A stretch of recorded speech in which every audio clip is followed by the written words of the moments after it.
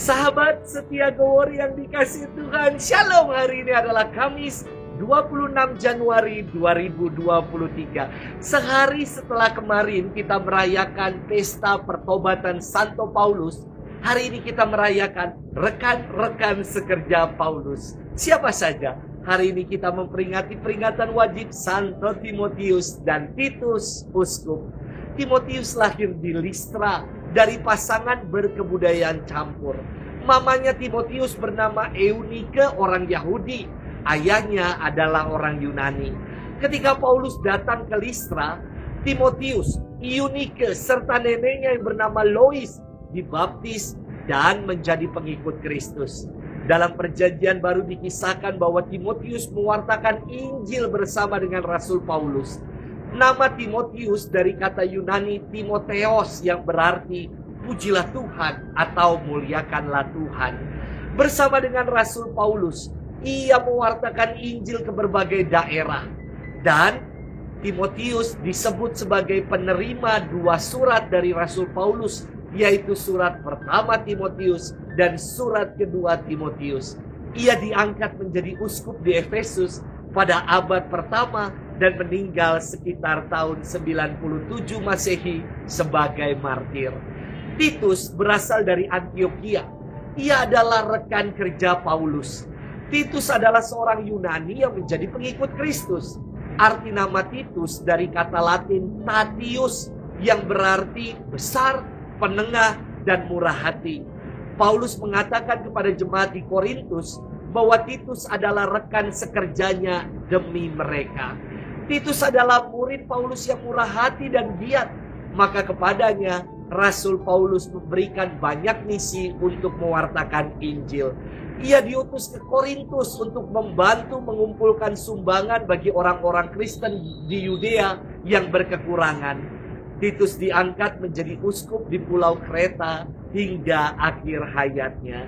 Hari ini kita akan bersama-sama merenungkan firman Tuhan yang diambil dari Injil Lukas 10 ayat 1 sampai dengan 9. Mari kita siapkan hati kita. Haleluya, haleluya, haleluya. Tuhan mengutus aku menyampaikan kabar baik kepada orang-orang miskin dan memberitakan pembebasan kepada orang-orang tawanan. Haleluya, haleluya, haleluya. Tuhan bersamamu dan bersama rohmu. Inilah Injil suci menurut Lukas. Dimuliakanlah Tuhan. Pada suatu hari, Tuhan menunjuk 70 murid lalu mengutus mereka berdua-dua mendahuluinya ke setiap kota dan tempat yang hendak dikunjunginya. Katanya kepada mereka, tuayan memang banyak tetapi sedikitlah pekerjanya. Karena itu mintalah kepada Tuhan yang punya tuayan supaya ia mengirimkan pekerja-pekerja untuk tuayan itu. Pergilah, camkanlah, aku mengutus kamu seperti anak domba ke tengah-tengah serigala. Janganlah membawa pundi-pundi atau bekal atau kasut, dan janganlah memberikan salam kepada siapapun selama dalam perjalanan. Kalau kamu memasuki suatu rumah, katakanlah terlebih dahulu, damai sejahtera bagi rumah ini. Dan jika di situ ada orang yang layak menerima damai sejahtera, maka salamu itu akan tinggal padanya. Tetapi jika tidak, salamu itu akan kembali padamu. Tinggallah dalam rumah itu, makan dan minumlah apa yang diberikan orang kepadamu, sebab seorang pekerja patut mendapat upahnya. Janganlah berpindah-pindah rumah. Jika kamu masuk ke dalam sebuah kota dan kamu diterima di situ, makanlah apa yang dihidangkan kepadamu dan sembuhkanlah orang-orang sakit yang ada di situ. Dan katakanlah kepada mereka, kerajaan Allah sudah dekat padamu. Demikianlah sabda Tuhan. Terpujilah Kristus. Sahabat setia Gowori yang dikasihi Tuhan, Shalom. Dalam salah satu acara syukuran Natal dan Tahun Baru, saya berterima kasih kepada umat karena umat tidak menyanyikan lagu Gembala, pergilah cepat-cepat. Rasa-rasanya seperti diusir pergi. Tetapi mereka menyanyikan saya nyanyian ini. Yesus mengutus muridnya pergi berdua-dua. Seperti dalam firman Tuhan yang akan kita renungkan hari ini. Sahabat setia Glory yang dikasihi Tuhan, firman Tuhan hari ini berkisah tentang perutusan 70 murid yang diutus berdua-dua. Mengapa sih Romo berdua? Inilah komunitas, partner, tim, teman seperjalanan dalam perutusan. Pelayanan bukan perutusan untuk menjadi seorang single fighter, Superman atau Wonder Woman, tetapi menjadi komunitas super team dan wonder team. Perutusan berdua-dua menjadikan pewartaan Injil semakin luas tersiarkan.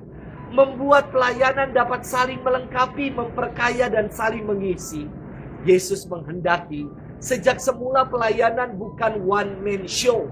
Ia memperingatkan para murid bahwa mereka diutus seperti anak domba di tengah-tengah serigala.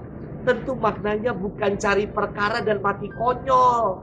Arti perutusan ini ingin mengajak para murid untuk saling mendukung satu sama lain dan mengandalkan Allah sepenuhnya dalam pelayanan, dalam perutusan.